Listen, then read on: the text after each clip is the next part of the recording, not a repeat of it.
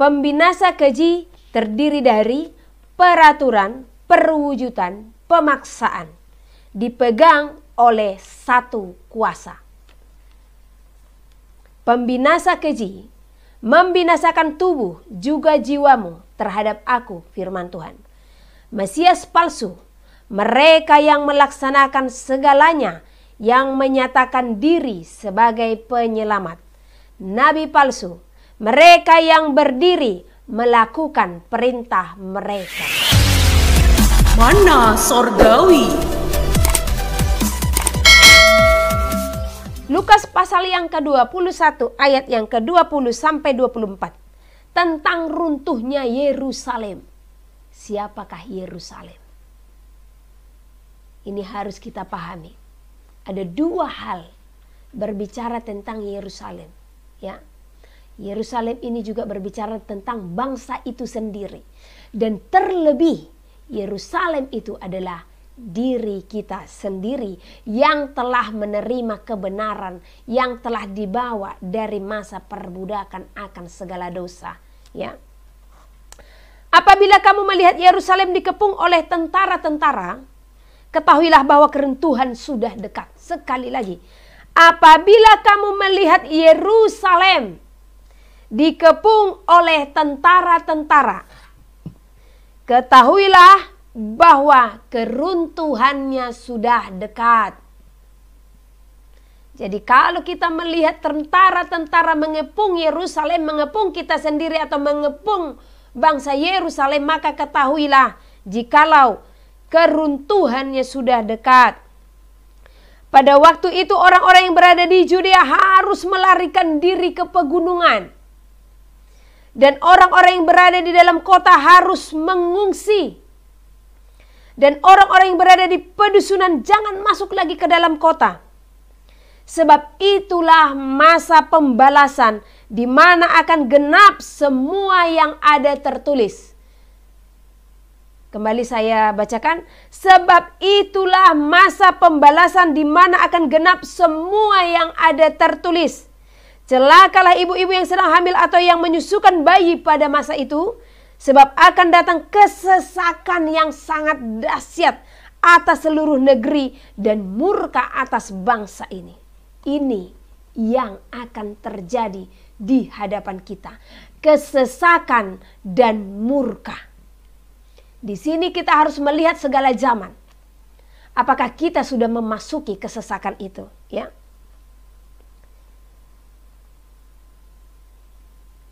Dan mereka akan tewas oleh mata pedang dan dibawa sebagai tawanan ke segala bangsa.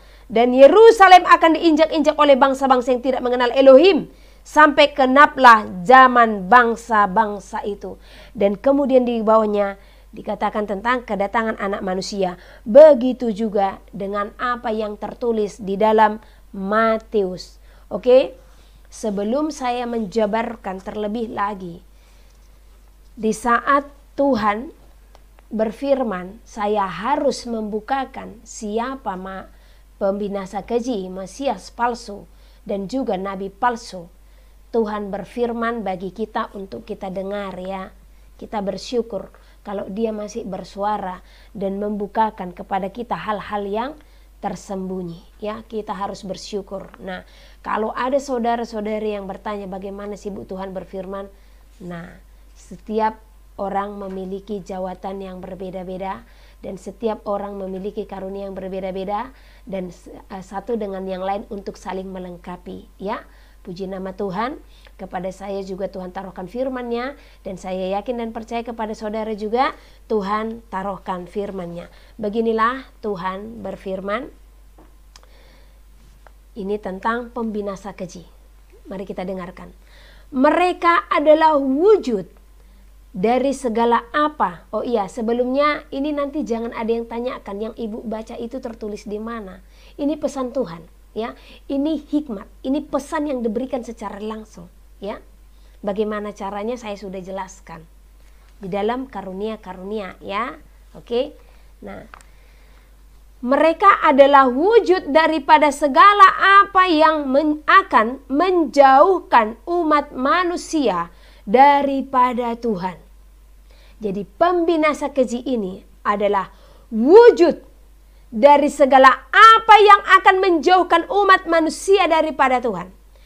Di mana orang-orang digiring menjalani usaha untuk menjadi percaya akan segala sesuatu untuk menyelamatkan bumi ini oleh pengetahuan yang menjerat umat manusia.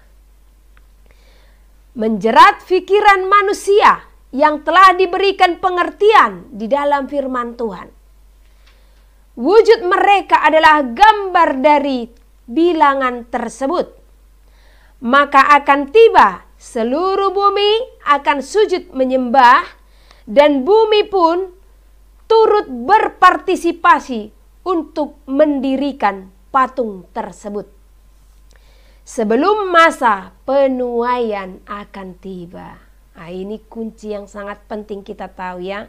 Di mana Tuhan berfirman, kalau seluruh bumi berpartisipasi untuk mendirikan patung tersebut sebelum masa penuaian tiba. Sebab itulah, maka Tuhan berfirman, kerjakanlah keselamatanmu, sebab harinya semakin dekat. Karena mereka menginginkan bumi ini untuk berdiri oleh kekuatan sendiri, sehingga mereka pun melakukan berbagai pemikiran untuk melindungi bumi. Sesungguhnya semuanya ini hanya sebagai tipu daya oleh si jahat untuk menjerat seluruh umat manusia kepada kebinasaan. Mereka menanamkan pemikiran demikian agar umat manusia pun terpengaruh kepada tipu dayanya sehingga binasa. Seluruh bumi, sempurnakanlah untukmu mendengar dan melihat segala keadaan di dalam bumi ini, sehingga memperoleh pemahaman di dalam pengetahuan akan perjalanan di bumi ini. Sebab tergenapilah masa aniaya dan pembinasa berdiri di tempat kudus. Demikianlah hari ini dan sampai seterusnya. Perbuatanmu seluruhnya haruslah semakin berkenan di hadapanku, firman Tuhan.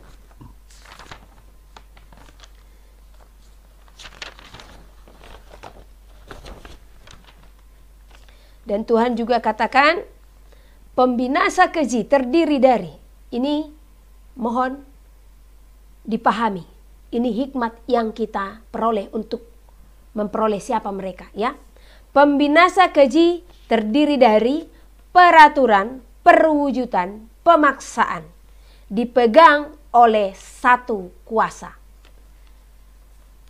Pembinasa keji membinasakan tubuh juga jiwamu terhadap aku, firman Tuhan. Mesias palsu, mereka yang melaksanakan segalanya, yang menyatakan diri sebagai penyelamat. Nabi palsu, mereka yang berdiri melakukan perintah mereka. Sangkal diri, pikul salib. Semua inilah yang harus kamu lakukan, sebab disinilah aku mendapatkan umat kudus. Tuhan juga berfirman, apabila pohon bertunas, maka akan terjadi musim panas. Demikianlah di saat pohon menghasilkan buah, maka akan tiba masa penuaian. Demikian pula umat manusia. Di saat manusia semakin bertumbuh, memperoleh pengertian akan kebenaran, umat manusia pun diperhadapkan dengan masa yang sangat sulit di bumi ini, dengan keadaan yang mencekam. Sekarang tibalah musim panas itu, di mana segala keadaan pun menjadi semakin sulit diberikan untuk umat kudus. Utusan dalam bumi akan tiba, maka akan menjelaskan seluruh keadaan bumi ini. Aku berfirman, kata Tuhan, bangkai akan dikerumuni burung nazar. Artinya adalah manusia yang tidak bangkit di masa ini akan menjadi mangsa bagi orang-orang yang menguasai bumi ini. Dalam perkembangan pengetahuanlah semua ini pun tergenapi. Sampaikanlah. Luar biasa ya. Inilah yang Tuhan sampaikan sebelum saya menyampaikan kepada saudara. Dan ini sesungguhnya hal penting ya. Ini sebenarnya sudah Tuhan sampaikan beberapa waktu lalu. Bahkan beberapa orang yang menelpon. Termasuk ada kemarin saya menerima telepon dari seorang ibu. Dan puji Tuhan, melalui ibu ini peneguhan bagi saya untuk menyampaikan kebenaran ini. Oke, mungkin dari kita sering bertanya-tanya, apa sih dan bagaimana sih pembinasa keji? Dan apa sih kejadian yang dikatakan bahkan belum pernah, kekejian yang belum pernah terjadi di muka bumi, bahkan semenjak dunia ini diciptakan. Di sini kita harus mengambil hikmat. Kejadian seperti apakah yang belum pernah terjadi di muka bumi? Kalau menurut logika kita, kekejian-kekejian itu seperti penganiayaan. Nah, kalau kita kembalikan ke masa lalu, ya, bahkan di zaman para nabi, di zaman para rasul, kekejian-kekejian seperti yang kita pikirkan itu sudah terjadi. Kalau saudara mengatakan kekejian, orang digorok, orang dipancung, orang disalib, sudah terjadi. Jadi kekejian seperti apakah yang belum pernah terjadi di muka bumi? Dan siapakah mereka pembinasa keji itu?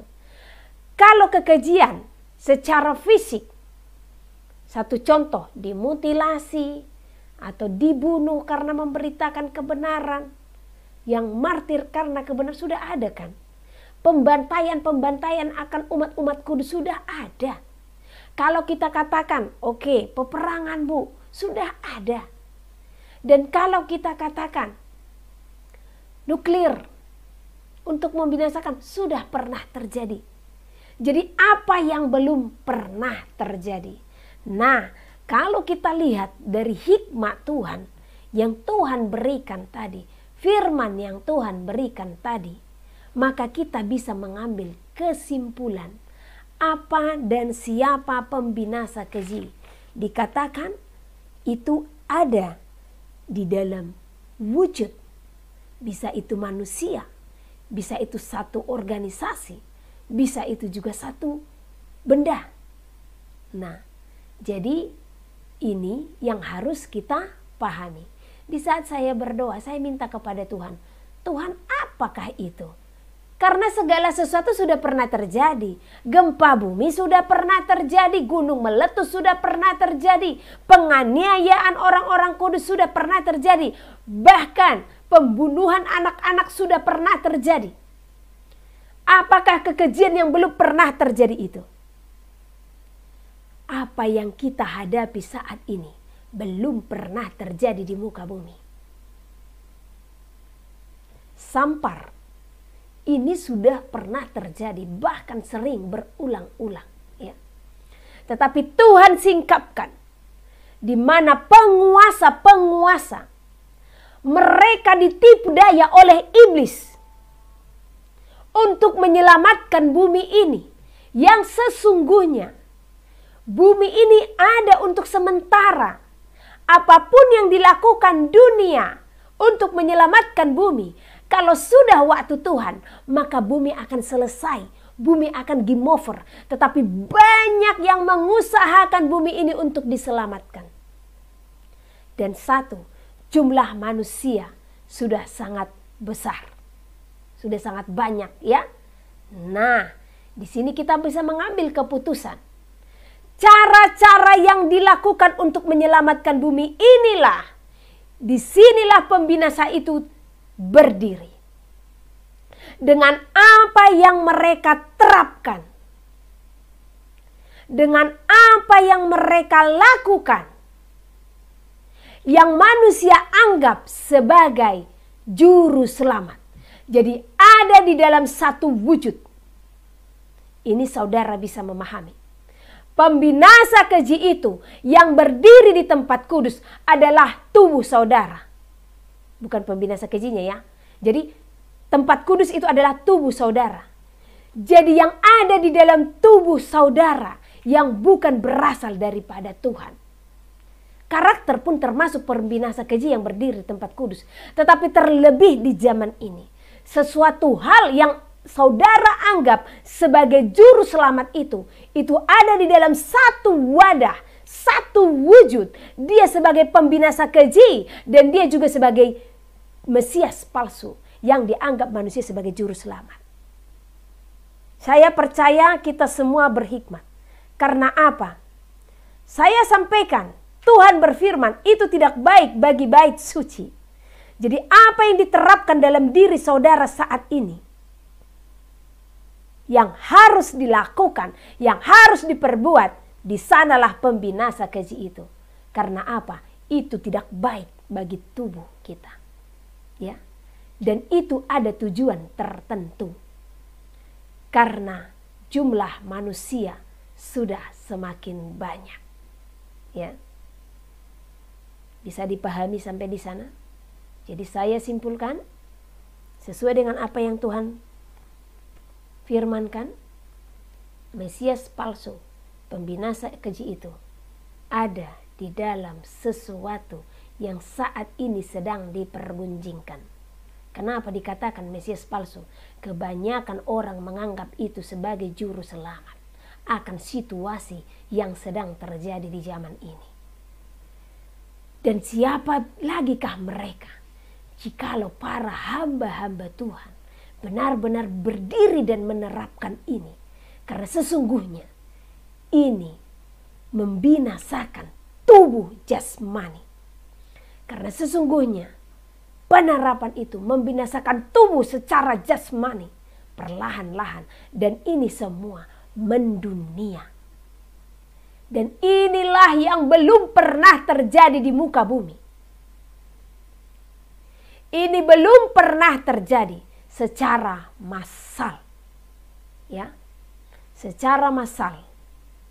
Semuanya dinyatakan kekejian tersebut. Kekejian itu kalau kita pikirkan apa sih, seperti apakah kekejian itu, ya kan? Membinasakan, ya kan? Nah, karena pembinasa keji itu membinasakan. Jadi kekejian itu sesuatu yang besar yang dilakukan terhadap kita secara jasmani untuk membinasakan kita. Dan ini sedang terjadi secara massal. Itulah pembinasa keji dan Mesias palsu yang berdiri di tempat kudus, di tubuh saudara, bahkan di rumah Tuhan. Jadi siapa nabi-nabi palsu ini? Mereka yang menerapkan itu. Yang menyatakan semuanya itu baik adanya, semuanya itu bagus adanya. Jadi banyak sekarang hamba-hamba Tuhan yang terlibat di dalamnya, yang menjadi nabi-nabi palsu di akhir zaman. Puji nama Tuhan.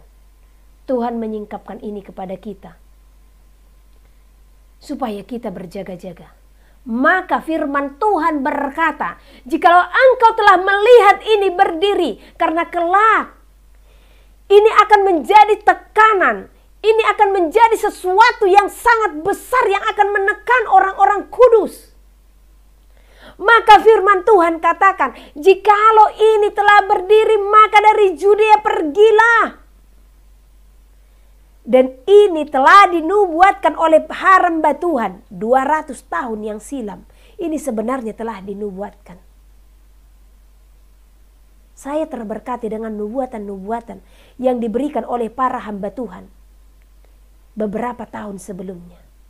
Saya tidak pernah membaca apapun. Karena Tuhan melarang saya untuk membaca buku apapun. Tetapi beberapa hari yang lalu, saya dikirimi oleh seorang ibu yang sangat terkasih. Dia mau memberkati saya dengan sesuatu hal. Saya mendapatkan buku. Sebenarnya melihat banyaknya buku ini, wow, bagaimana saya bisa membacanya karena saya tidak pernah membaca buku-buku. Karena Tuhan hanya memerintahkan saya membaca Alkitab supaya murni. Tetapi di saat membuka, ada sesuatu hal yang ingin Tuhan perlihatkan kepada saya dan juga kepada saudara sekalian. Yaitu apa? Ternyata apa yang terjadi saat ini telah diwahyukan 200 tahun yang lalu oleh seorang hamba Tuhan, ya. Jadi mari kita lebih bersungguh-sungguh. Oke, puji nama Tuhan ya. Jadi kita sudah mengenal dan mengetahui. Maka oleh karena itu firman Tuhan beberapa waktu yang silam mengatakan kalau yang di perkotaan maka pergilah ke pedesaan. Ini sedang terjadi. Jadi bayar harga pikul salib.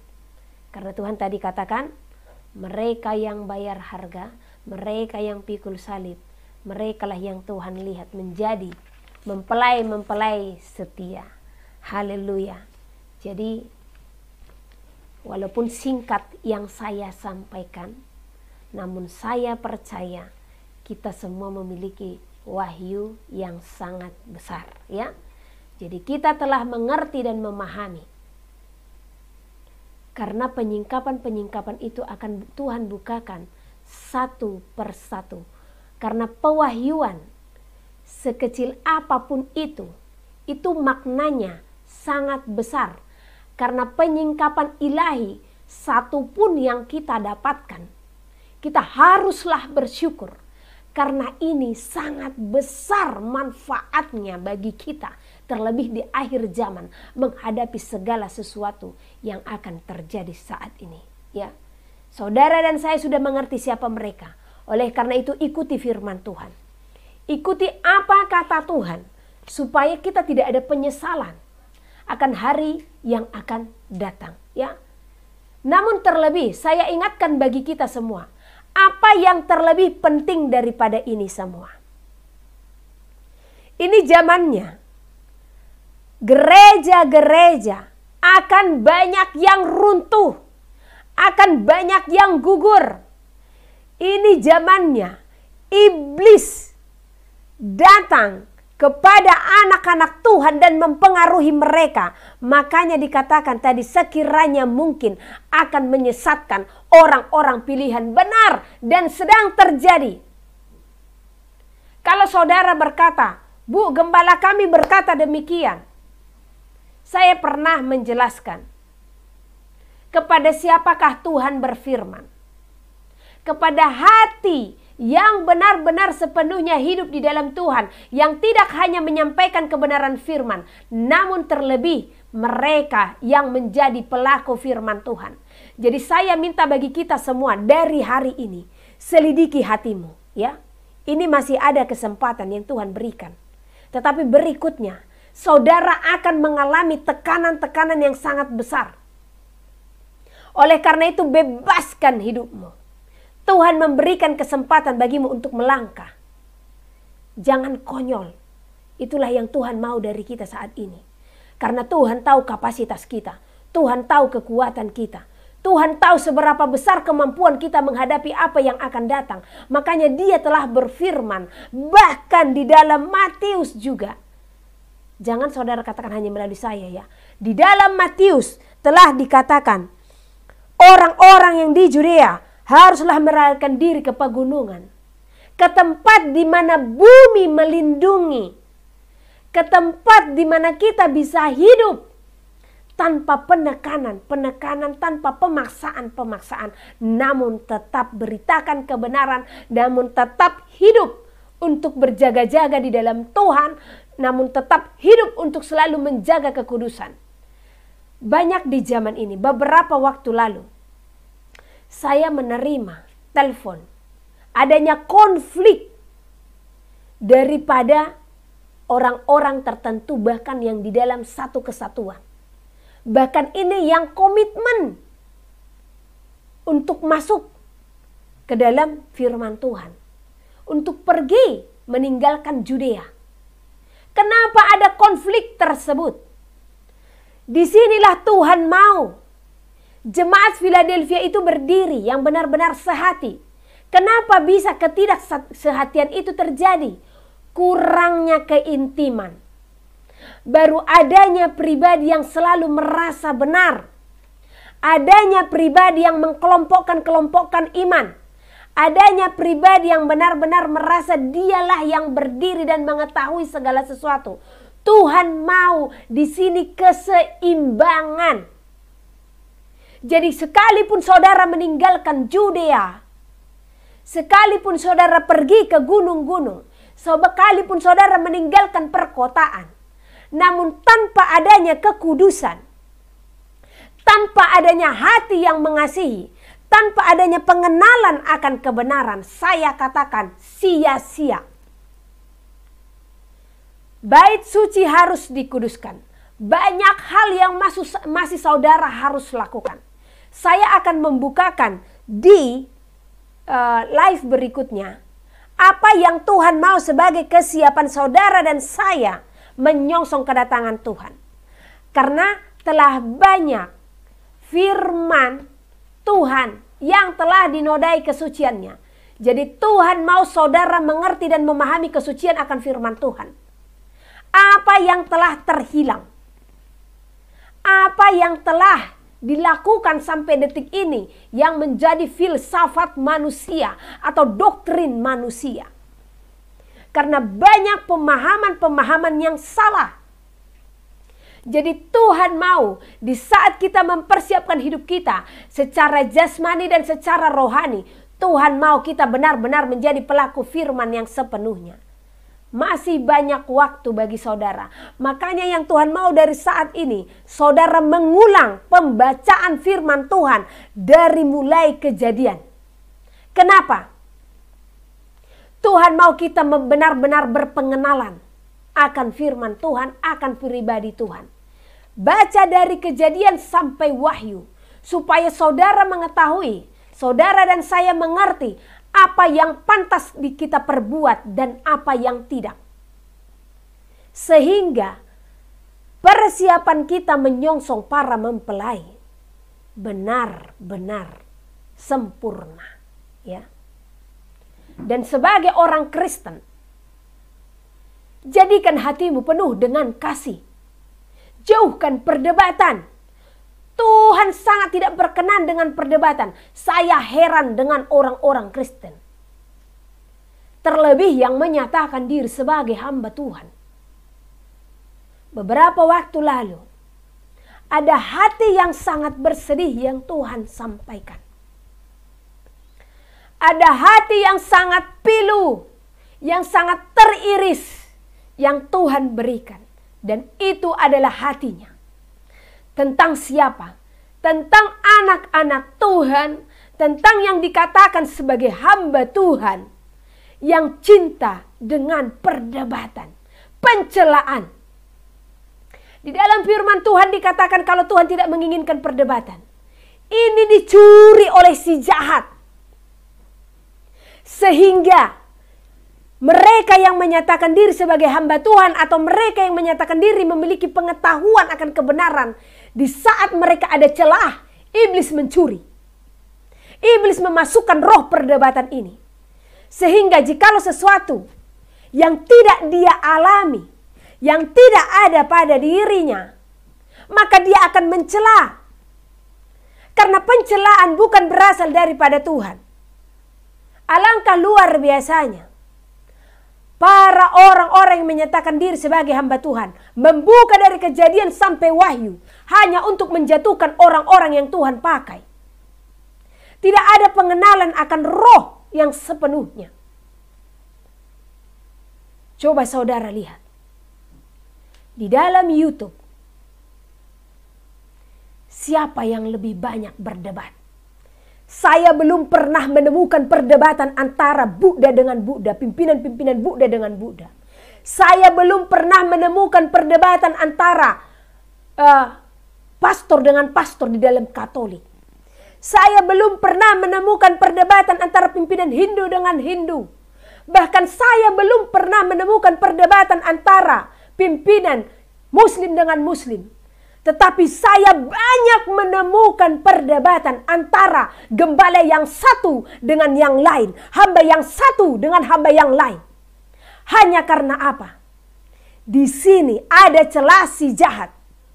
Iblis tahu kekristenan adalah sesuatu kebenaran yang sangat hakiki. Dia mau mencuri ini. Dia mau menghancurkan ini semua. Oleh karena itu saya minta kita semua, bagi yang menyatakan diri sebagai Kristen, sebagai anak-anak Tuhan, jauhkan hidupmu dari perdebatan. Jauhkan hidupmu dari penghakiman. Jauhkan hidupmu dari pencelaan. Jangan mencari-cari celah. Jikalau engkau mengetahui seseorang itu sesat, rangkul. Jikalau engkau mengetahui seseorang itu tidak benar daripada Tuhan, rangkul. Beritakan mereka kebenaran. Karena Tuhan Yesus datang kepada orang-orang berdosa, kepada orang-orang terhilang dan tersesat. Tuhan tidak suka dengan mempermalukan. Coba kita melihat. Nanti seorang pendeta atau gembala yang gelar ST, STH, MTH, doktor, insinyur segala macam. Banyak yang menyelidiki segala apa yang tidak dia ketahui dengan firman Tuhan. Tetapi sesungguhnya apa? Logika yang berjalan. Perkara roh bagi dunia adalah suatu kebodohan. Sebab hal ini hanya diketahui oleh orang-orang rohani. Jadi saya mintakan bagi kita semua yang terlibat dalam hal-hal perdebatan dan pencelaan, bukan berasal daripada Tuhan. Segala yang menyatakan, merendahkan. Bukan berasal daripada Tuhan yang merendahkan dan mempermalukan. Kalau saudara menganggap seseorang itu sesat, cari dia. Saudara menganggap seseorang itu terhilang, cari dia. Telepon, hubungi. Layani di dalam firman, supaya dia tidak tersesat. Supaya dia tidak terhilang. Karena karunia itu berbeda-beda. Disinilah kita harus memahami. Bukan jadi merendahkan, menjatuhkan orang-orang yang Tuhan pakai antara yang satu dengan yang lain. Coba, hello anak-anak Tuhan, hello para hamba Tuhan. Lihat apa yang engkau lakukan saat ini. Malu kita sebagai Kristen. Di mana kita lihat ya, antara pendeta yang satu dengan pendeta yang lain, sama-sama Kristen, sama-sama pengikut Tuhan, tetapi saling menjatuhkan. Bagaimana kita mempertobatkan orang-orang lain? Yang ada kita membuat mereka bingung dan tertawa. Apakah ini agama yang harus kita terima? Apakah ini agama yang kita anggap kebenaran? Mereka saja yang satu dengan yang lain saling tuding-menuding. Tanpa saudara sadari, si jahat di sini tertawa, terbahak-bahak, menipu daya, mensiasati anak-anak Tuhan. Jadi mohon, saya percaya pasti banyak dan ada hamba-hamba Tuhan yang mendengarkan ini. Jangan libatkan dirimu di dalam perdebatan. Kalau saudara tidak menerima segala apa yang didapatkan oleh orang lain, berdoa. Dan begitu juga dengan orang lain tersebut, berdoa. Dan saya juga mintakan bagi para hamba Tuhan yang Tuhan berikan kepercayaan, tolong jangan mencuri kemuliaan Tuhan. Jangan sampai nanti Tuhan berfirman di saat kita mengatakan, Tuhan, bukankah kami telah berbuat demi namamu, membuat mukjizat demi namamu, mengusir setan demi namamu juga. Tapi di saat itu Tuhan menjawab, aku tidak mengenal engkau, enyahlah daripada aku sebab engkaulah pembuat kejahatan. Karena apa? Ada kepercayaan yang Tuhan berikan. Ada kepercayaan yang diberikan Tuhan bagi kita untuk kita kerjakan. Tetapi kita mencuri kemuliaan Tuhan. Jangan sampai ada pemberhalaan. Kalau ada karunia kesembuhan, lakukan itu sesuai dengan tuntunan roh. Jangan ajak orang untuk memberhalakan. Satu contoh ya. Kalau seorang yang Tuhan pakai untuk karunia kesembuhan dengan air, lakukan itu dengan tanganmu. Jangan persiapkan air yang banyak untuk dibawa pulang. Karena ini akan menjadi berhala bagi mereka yang akan mereka berhalakan. Jangan sampai terkecoh. Bagi karunia-karunia kesembuhan dan bagi orang-orang yang memakai minyak urapan, anggur perjamuan, sebenarnya tidak ada yang salah. Tetapi Tuhan mau jangan berhalakan. Pernah suatu waktu, ini kejadian masih baru ya. Ada seseorang yang hendak kita doakan. Tuhan mendoakan orang pelepasan penuh kasih selalu. Di saat itu, seorang yang kami doakan, memang ada sesuatu yang harus dilepaskan. Tetapi ada seorang ibu yang langsung mengatakan, oh rohnya ini keras, ini hanya bisa dilepaskan. Dan dia membawa anggur dan membawa roti. Coba. Beliau mengatakan ini hanya bisa dilepaskan dengan ini. Saat itu stop. Langsung stop Tuhan bekerja. Saya hanya terdiam dan berdoa. Dan saya tidak melanjutkan. Karena Tuhan saat itu sangat murka. Karena apa? Masakan manusia bisa dilepaskan hanya ini yang bisa melepaskan. Ini benda. Itu hanyalah sebagai simbol. Tetapi ibu tersebut mengatakan ini hanya bisa dilepaskan dengan ini. Dia memegang anggur dan memegang hosti. Ada yang salah di sana. Makanya Tuhan langsung berhentikan.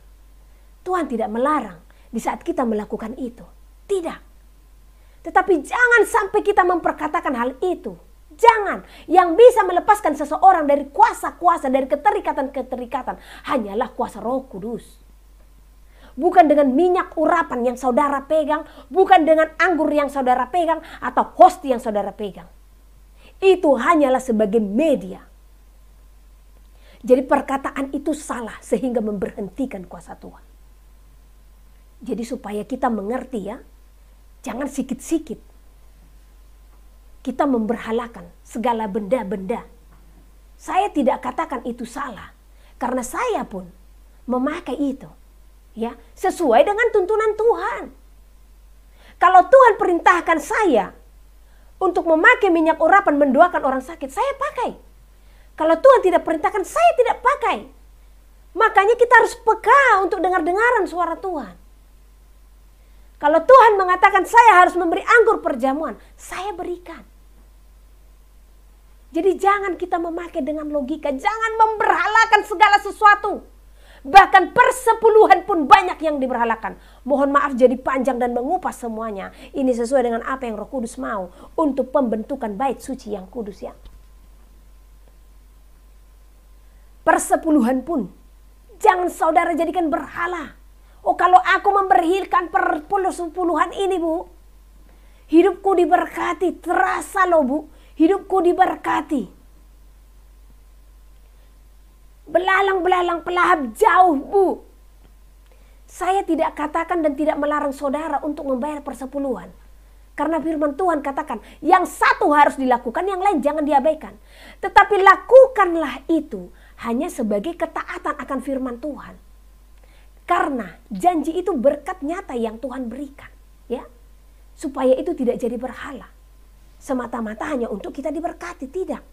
Lakukan itu semata-mata hanya sebagai ketaatan akan firman Tuhan. Ya. Nah, begitu juga di saat saudara memakai anggur perjamuan dan minyak urapan. Dan minyak urapan itu pun harus benar-benar didoakan oleh orang-orang yang Tuhan urapi. Ya. Harus benar-benar. Harus benar-benar pengurapan kuat di dalamnya. Ya. Saya adalah jemaat biasa. Saya sama dengan saudara. Saya bukan sekolah teologi atau MTH segala apapun, tidak. Saya bukan pendeta. Saya seorang yang Tuhan pakai berdoa bagi saudara. Dan Tuhan juga memakai saudara berdoa bagi saya. Kita sama di hadapan Tuhan. Jadi jangan ada alasan bagi kita, Bu, saya kan bukan sekolah. Saya kan ini bagaimana saya menyampaikan firman Tuhan di akhir zaman. Tuhan tidak melihat sekolah teologi atau MTH atau dokter untuk menyampaikan kebenaran. Yang Tuhan mau bahkan hati saudara dan saya untuk menyampaikan kebenaran tersebut. Saya ingat dulu ada seorang yang menyatakan diri sebagai seorang gembala ya. Saya tidak usah sebutkan. Waktu kita sharing firman, dia tanyakan kepada saya, apa sekolah saya? Saya katakan tidak ada. Namun dia mengatakan, kamu tidak pantas berbicara dengan saya. Karena saya seorang sarjana. Luar biasa. Ya. Tuhan saja yang memiliki gelar tertinggi di dalam dunia sebagai imamat agung. Siapapun bisa berbicara kepadanya. Tuhan tidak katakan, kamu dokter dulu baru bicara dengan saya. Oleh karena inilah yang terjadi di dalam pribadi para orang-orang yang menyatakan diri sebagai hamba Tuhan di zaman ini. Makanya banyak yang tertutup, banyak yang tidak dibukakan. Makanya kepada siapa akhirnya Tuhan membukakan hikmat dan pewahyuan? Kepada orang-orang kecil, orang-orang yang dianggap hina, kepada orang-orang yang dianggap bodoh. Kepada mereka Tuhan berfirman. Tuhan berfirman kepada saudara dan saya sebagai orang kecil. Maka bersukacitalah. Karena jemaat Philadelphia, jemaat yang terangkat, jemaat yang benar-benar berkenan di hadapan Tuhan, adalah jemaat kecil yang kekuatan mereka tidak seberapa. Tetapi mereka melakukan firman Tuhan. Mazmur 137. Di tepi sungai-sungai Babel. Di tepi sungai-sungai Babel, di sanalah kita duduk sambil menangis apabila kita mengingat Sion. Pada pohon-pohon gandarusa di tempat itu, kita menggantungkan kecapi kita. Sebab di sanalah orang-orang yang menawan kita, meminta kepada kita memperdengarkan nyanyian. Dan orang-orang yang menyiksa kita meminta nyanyian sukacita. Nyanyikanlah bagi kami nyanyian dari Sion. Bagaimanakah kita menyanyikan nyanyian Tuhan di negeri asing? Jika aku melupakan engkau, hai Yerusalem, biarlah menjadi kering tangan kananku. Biarlah lidahku melekat pada langit-langitku, jika aku tidak mengingat engkau. Jika aku tidak jadikan Yerusalem puncak sukacitaku. Ingatlah ya Tuhan kepada Bani Edom, yang pada hari pemusnahan Yerusalem mengatakan, runtuhkan, runtuhkan sampai ke dasarnya. Hai putri Babel, yang suka melakukan kekerasan, berbahagialah orang yang membalas kepadamu perbuatan-perbuatan yang kau lakukan kepada kami. Berbahagialah orang yang menangkap dan memecahkan anak-anakmu pada bukit batu.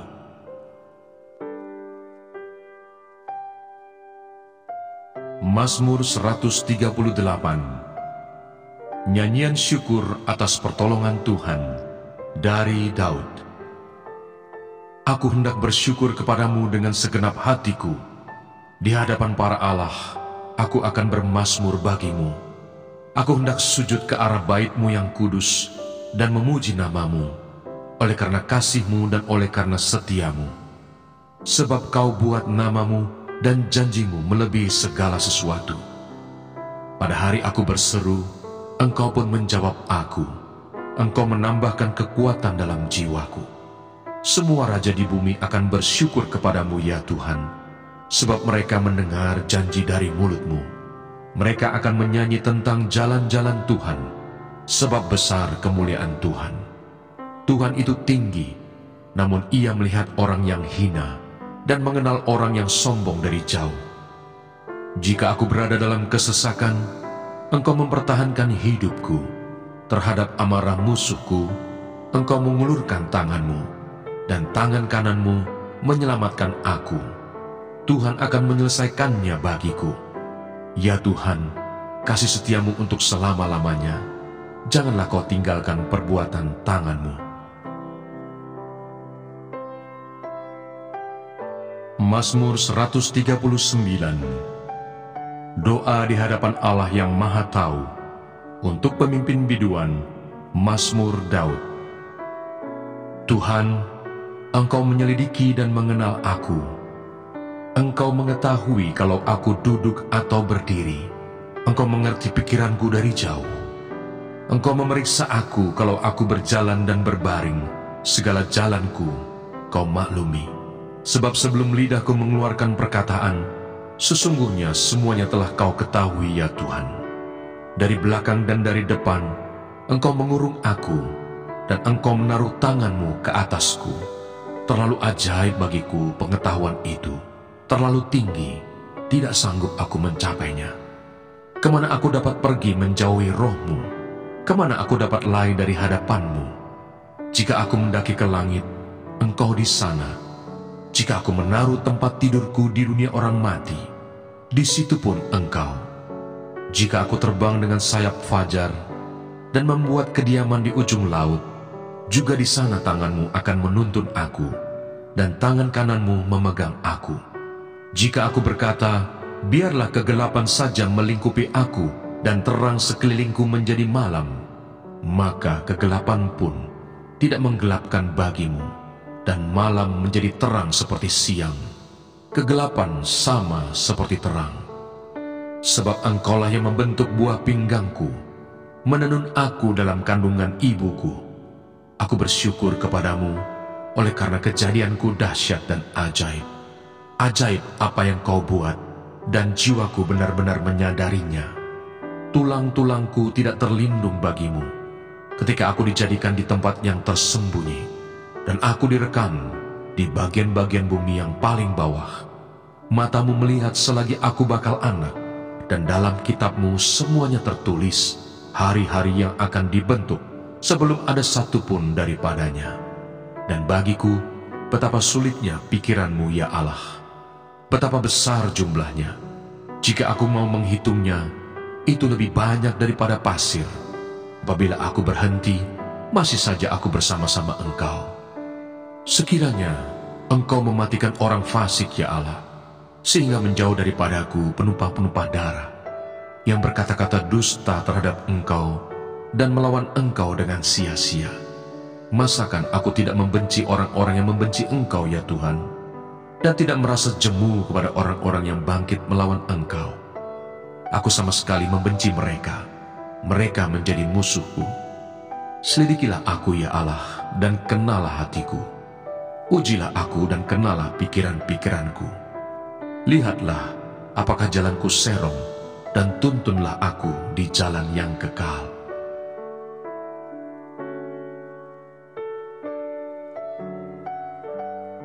Mazmur 140.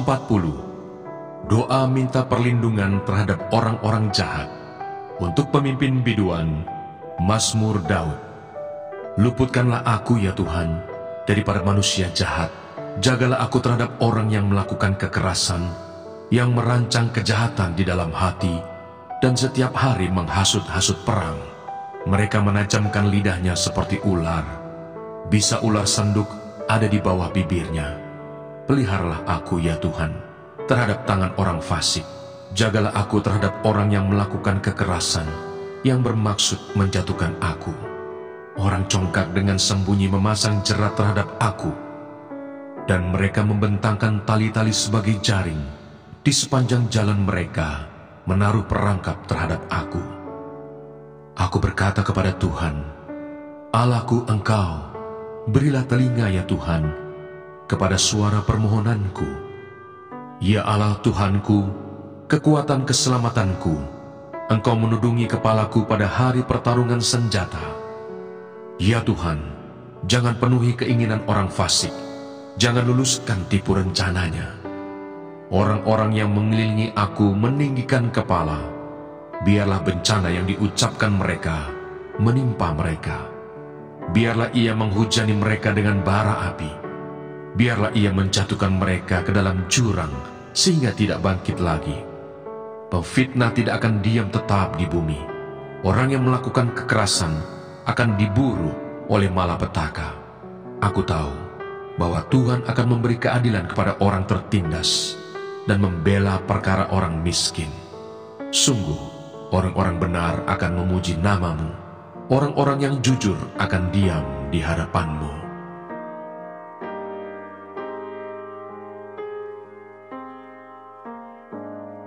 Mazmur 141. Doa dalam pencobaan. Mazmur Daud. Ya Tuhan, aku berseru kepadamu, datanglah segera kepadaku. Berilah telinga kepada suaraku waktu aku berseru kepadamu. Biarlah doaku adalah bagimu seperti persembahan ukupan, dan tanganku yang terangkat seperti persembahan korban pada waktu petang. Awasilah mulutku ya Tuhan, berjagalah pada pintu bibirku. Jangan condongkan hatiku kepada yang jahat, untuk melakukan perbuatan-perbuatan yang fasik bersama-sama dengan orang-orang yang melakukan kejahatan, dan jangan aku mengecap sedap-sedapan mereka. Biarlah orang yang benar memalu dan menghukum aku, itulah kasih. Tetapi janganlah minyak orang fasik menghiasi kepalaku. Sungguh aku terus berdoa menentang kejahatan-kejahatan mereka. Apabila mereka diserahkan kepada hakim-hakimnya, maka mereka akan mendengar bahwa perkataan-perkataanku menyenangkan. Seperti batu yang dibelah dan dihancurkan di tanah, demikianlah akan berhamburan tulang-tulang mereka di mulut dunia orang mati. Tetapi kepadamulah ya Allah, Tuhanku, mataku tertuju. Padamulah aku berlindung, jangan campakkan aku. Lindungilah aku terhadap katupan jerat yang mereka pasang terhadap aku, dan dari perangkap orang-orang yang melakukan kejahatan. Orang-orang fasik akan jatuh serentak ke dalam jalan mereka, tetapi aku melangkah lalu.